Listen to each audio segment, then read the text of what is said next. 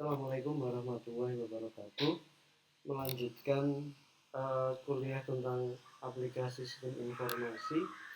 Kali ini kita akan coba fokus pada memahami peran teknologi dalam transformasi bisnis modern. Jadi bisnis modern saat ini suka tidak suka, mau tidak mau, jika kita ingin eksis di dalamnya, kita harus menggunakan teknologi, menggunakan aplikasi sistem informasi.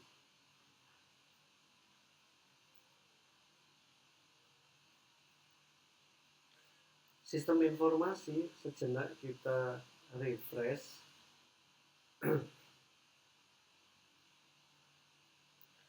Di dalamnya adalah kombinasi antara manusia, perangkat keras, hardware, perangkat lunak, jaringan komunikasi, dan sumber daya. Jadi antara manusia, hardware, software, jaringan komunikasi ini membentuk dalam satu sistem informasi. Nah, 5 komponen ini jika tidak diintegrasikan, yang terjadi adalah sistem informasi akan ada yang timpang antara hardware, software, manusianya sebagai pengguna akhir, kemudian ada data, ada prosedur. Ini komponen-komponen utamanya. Jadi 5 komponen ini harus hadir bersama dan saling terintegrasi. Piramida sistem informasi paling puncak di level strategis itu executive support system. Di bawahnya, di middle management, antara top management dan middle management, ada piramida sistem informasi, ada decision support system. Di bawahnya lagi ada sistem informasi manajemen yang di dalamnya outputnya laporan rutin untuk manajemen menengah memonitor operasional. Dan yang paling bawah adalah transaction processing system, level operasional untuk mencatat transaksi harian. Ini adalah di piramida sistem informasi. Nah, apa fondasi operasionalnya? Yang pertama, di dalamnya ada sistem pemrosesan transaksi atau yang dikenal dengan TPS. Sistem terkomputerisasi yang menjalankan dan mencatat transaksi yang diperlukan, transaksi harian. Jadi fungsinya cuma mencatat data penjualan, penggajian, inventaris. Contohnya sistem point of sale di kasir, supermarket, di apa. Siapa penggunanya? Staf operasional. Paling bawah. Yang kedua, manajemen informasi sistem dan decision support system. Di manajemen informasi sistem ini menyediakan laporan kinerja perusahaan berdasarkan dari TPS, dari fondasi. Contohnya laporan penjualan bulanan, laporan stok gudang, itu di manajemen information system. Pada posisi decision support system, sistem mendukung pengambilan keputusan non-rutin. Jadi keputusan yang tidak rutin itu peran dari DSS. Contoh, analisis perkiraan penjualan jika harga dinaikkan 5%, sistem simulasi investasi. Jadi DSS akan memberikan inputan kepada keputusan-keputusan yang tidak rutin, tapi harus didukung sama terintegrasinya komputer sehingga keputusannya tidak salah.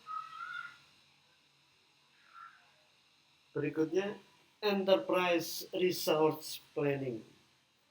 Ini integrasi total.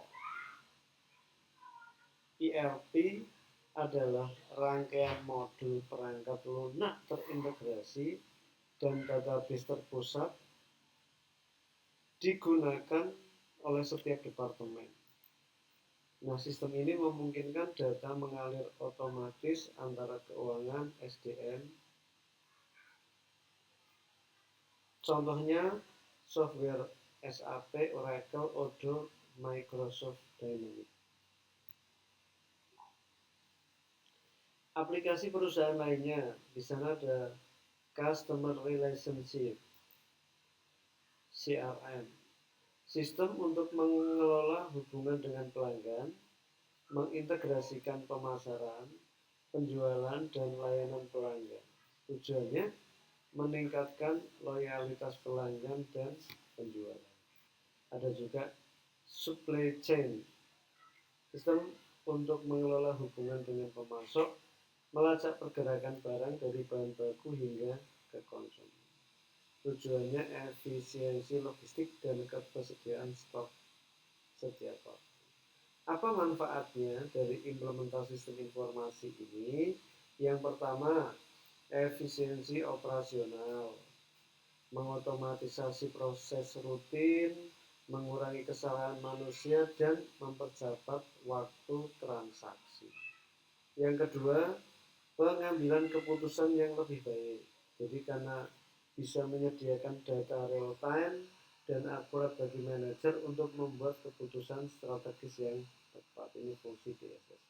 Berikutnya, keunggulan kompetitif, menciptakan produk atau layanan baru atau model bisnis yang sulit ditiru oleh pesaing, misalkan Gojek. Yang terakhir adalah hubungan pelanggan erat. Jadi preferensi pelanggan secara personal untuk meningkatkan pelayanan dan kepuasan. Ini beberapa manfaat implementasi sistem informasi. Sekali lagi mulai dari efisiensi operasional, pengambilan keputusan yang lebih baik, keunggulan kompetitif, dan hubungan pelanggan yang erat. Nah, bisnis sekarang, bisnis yang melihat masa depan, sehingga tren masa depan itu apa, kita harus mulai belajar dari sekarang, kita mulai kuasai dari sekarang. Transformasi digital lanjutnya. Yang pertama, kecerdasan AI.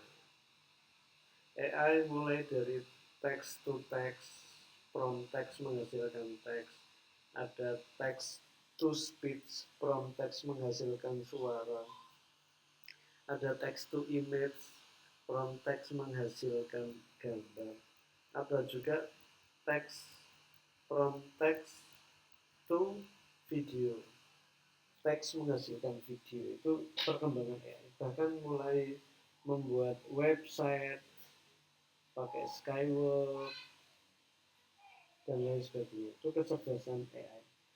Yang kedua, tren ke depan adalah cloud computing. Pergeseran dari infrastruktur fisik ke layanan berbasis internet. Kalau server dulu beli mahal harus merawatnya mahal, butuh tempat yang support juga mahal. Sekarang dengan cloud computing semuanya lebih murah karena cuma sewa di cloud.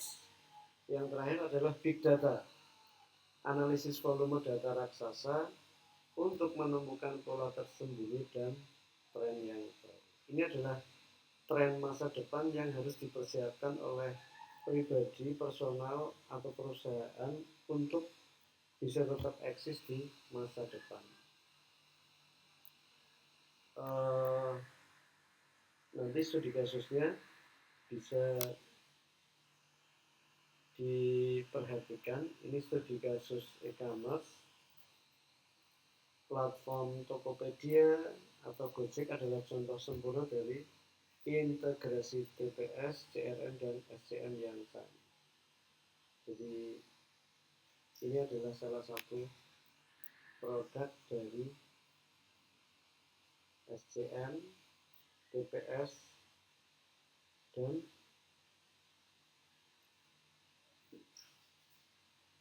Oke, itu sesi tambahan untuk melengkapi pertemuan malam ini. Tetap semangat, jangan lupa tetap lihat materi saya. Semangat!